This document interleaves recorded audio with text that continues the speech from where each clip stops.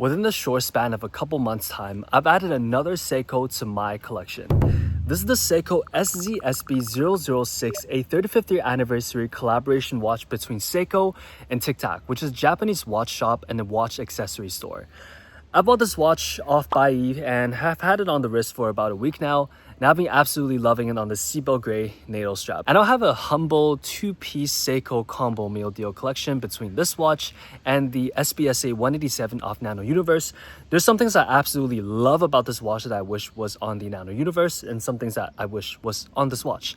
So let me show you guys the unboxing and talk to you about why I think this watch is so significant to Seiko's modern history in the last half a decade to a decade, and why I decided to buy it, and how I got about to actually buying it off Buyee, which is a Japanese proxy shipping service, and just something else I like about it. So without further ado, let's get right into it.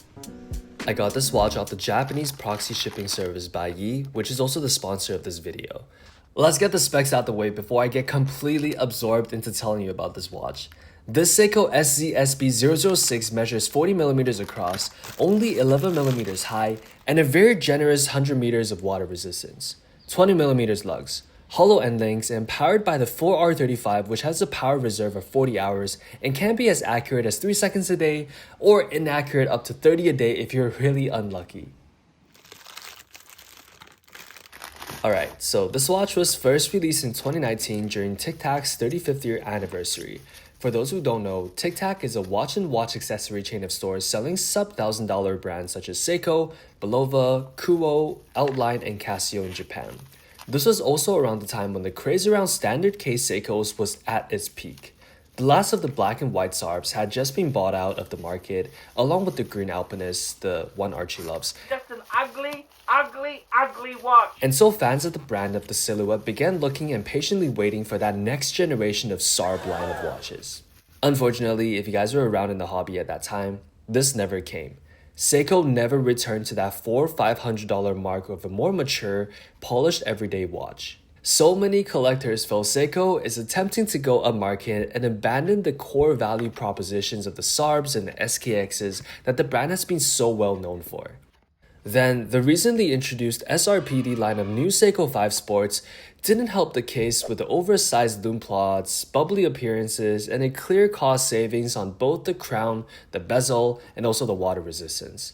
As I'm sure many of us recall, it was also around this time period where most of us had the luxury or the misfortune of being told to stay home with government checks arriving on a bi-weekly basis. Through a combination of all things, our gradually increasing purchasing power coupled with the lack of a real good watch available for purchase drove the prices of discontinued Seikos like the Sarbs, SKXs, and 62 mods and so forth to never before seen levels. And then, this came along. Almost none of us knew what Tic Tac was then. Honestly, I thought it was a collab with the Breath Mint, but we all knew a great watch when we saw one. I remember when I first saw this watch, common Seiko enjoyer behavior, I'm sure many of you guys can relate. I first checked the case width, saw 40mm, then immediately went to the case thickness, expecting to be disappointed by something egregious like 13.5, but was instantly locked when I saw the watch was only 11mm thick. 100 meters of water resistance suited with just a push-pull crown. Like many others on that day, the future of Japan's most beloved watch brand, accountable for starting so many watch collectors on their journeys, now has a hero watch to carry the torch of his predecessors. Or so I thought. Then I checked and realized the watch was limited to an unspecified amount, only available in Japan through Tic Tac stores. Finally, Seiko dropped a watch that was so perfect to a T, and I can't get it? Mind you, proxy shipping services back then wasn't as widespread or common as it is now, so the prospect of us in North America getting a limited edition from Japan was pretty slim. However, fortunately, I've now been able to pick the Seiko Tic Tac up through one of my recent discoveries, Buyee. There are actually a few Seiko Tic Tac collaborations that came onto the market since 2019. This SZSB006, sometimes referred to as the Seiko 1016 Explorer, was the original, along with the less popular SZSB007 with the medium silver dial. Since then, there has been a white ivory dial celebrating the 40th year anniversary, and a light silver dial and a blue dial to be released in the near future. Oh, and there was also the SZSB025 with a completely different dial design. I guess you can count that in if you want as well. Then enters Buyee. They first reached out several months back, and at that point, I just got back from Japan, and not gonna lie, there were like two things on my mind that I really wish I had bought because I had spent too much money towards the end of my trip, so I left without picking up. One of those was the frame of a pair of Snow Peak glasses, and after understanding what Buyee is, I was like, hold up, I gotta try this out. Not even as a sponsor, just if I can get these glasses, I would be so grateful for the service. And then there was actually one listed. I sniped it, paid for it, shipped it, and within a week or so, I got it in hand. The entire process was surprisingly smooth, and not even gonna lie, I was itching to buy so many other things, but anyways, that's not the point. Point being, when they recently reached out again, me loving the service myself, I decided it'd be a great opportunity to pick up this iconic Seiko of about 5-6 years past, one that sparked a sense of hope in the heart of Seiko fanatics back in 2019. So I went on to Buyee browsing for a Seiko Tic Tac. In my mind, I would love to either own the original SZSB006 or the Ivory 007. Buyee's website is essentially an aggregate source populated with all sorts of new and used products pulled from various websites like J Direct Auctions, Rakuten, and Mercari, which essentially are Japan's various versions of eBay. You can buy anything from these platforms through their website, and once you place an order or win a bid, their service kicks in. Buyee will instruct the sellers to ship the item to the Buyee warehouse, which usually takes only 3 business days. Once it arrives, Buyee will notify you and ask how you like it shipped. I had the option of flying it over immediately for a low cost of a couple $100, but instead opted to go for the cheapest option of $5 because, come on, it's a Seiko.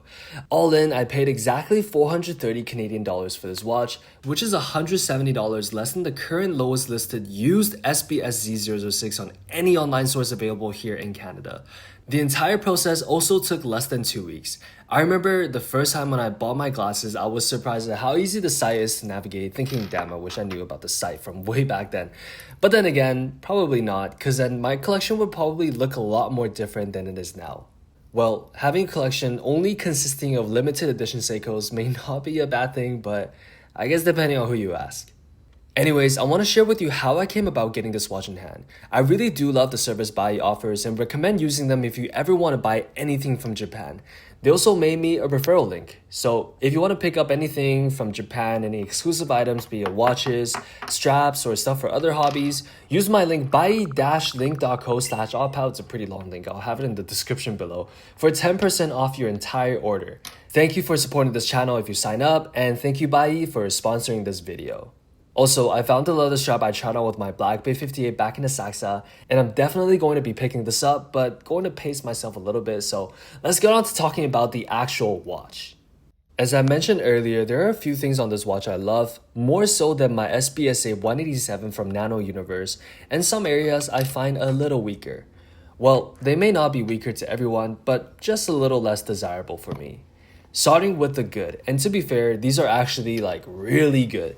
I want to talk about the dial. It's a matte eggshell dial texture that barely has any grain to it. The texture is very subtle. I've actually never seen a Seiko with a dial like this, not from their high-end and crazy Grand Seiko patterning to their old reliable enamel or sunburst offerings in the 3-digit range. The dial really plays into its retro charm and makes a very cohesive package along with the hour markers. The hour markers on this watch is also completely unusual, not only to just Seikos but modern day watches in general. It has been so long since I've seen dials with lume applied directly on top without any sort of baton indices or an elevated object with the lume filled into it. Whether it's machined or hand administered, the lume on this watch is directly applied onto the dial, not printed as the lume elevates off the base surface. It really doesn't get more retro vintage than this. And the third, and those who know this watch and has watched my past couple videos might already have guessed this, but this watch comes with blue lume. Just objectively better of a color of lume. I'm sorry, I have a Black Bay 58 too, and sometimes when I see it in the dark, I really wish it was blue. But this Seiko, along with my other Seiko, which I wonder if they're now doing this with all their modern Seikos, are all blue. Fourth is the domed mineral crystal. This is something I've never seen before, and it gives the watch a very elegant and elevated look. Coupled with the darkness and the texture of the dial, I think it's something you really have to see in person to appreciate how it looks. And now moving over to some of the negatives. Getting the first one out of the way, if there's one thing you can bet on being subpar on these cheaper Seikos, well, even the more expensive ones since they don't really taper, is the bracelet. You know, at this point, I can't even put my finger on what makes them so bad. The tippy top of the top for bracelets for me is the Rolex Oyster, and a 5 out of 10 would be a Tudor with the never perfect micro adjustments, the harsh contact when sometimes the watch will slam straight into the back of your hand during a hot day. And then there's Seiko bracelets. I score these at a 2 out of 10. The links feel hollow, the entire thing has terrible ventilation, hollow endings, and the feel of touch on this thing feels like the exact same quality as on the SNK 809. One pretty neat thing about the bracelet is where the pin catcher between the links is usually a hollow metal rod. It's now being replaced with a spring, and the pins are a lot more easier to push through their slots. I don't even need a hammer for this anymore. I'm not sure why this changed or if it's better for the user in any way, but it's just something I noticed. Well, aside from the bracelet, there's really not much else negative I can say. The watch being at 40mm, sometimes the dial can look quite massive in the dark, as the dial must make up for around 38mm of the entire watch. When you can actually see the watch though during the day or under harsh light, the dome crystal, bezel, and the shadow cast onto the tracks around the dial really helps bring the watch back into proper proportions. Also, lastly, the crown here is quite large in comparison with the crown guards. But having survived the crown of the 89190 Hydronaut, I will be more than okay. The crown is also unsigned. I remember when I was first starting out in watches back in 2019, this was one of the most important things I was taught to look for when judging whether a watch deserved to command a premium. Thank you, I think it was TGV, but guys, I promise if you're in that same boat, it really doesn't matter if the crown is signed. Besides the fact that it probably costed them a little less to make it. Overall, I think the SZSB006 is a gorgeous, very polite, vintage-inspired watch that can do it all and go anywhere. I now also have it on my favorite seatbelt gray NATO strap. I think this suits it a lot better, and also much more comfortable. It's not hard to imagine now why so many Seiko collectors get Uncle Seiko straps and bracelets for their Seikos. These bracelets, man. Anyways, this watch is a great watch. Buyee is a great service, and I'll see how many more days I can hold off before the thoughts of those leather straps start creeping up on me again. Thank you guys for watching, and I'll see you in the next video. Take care.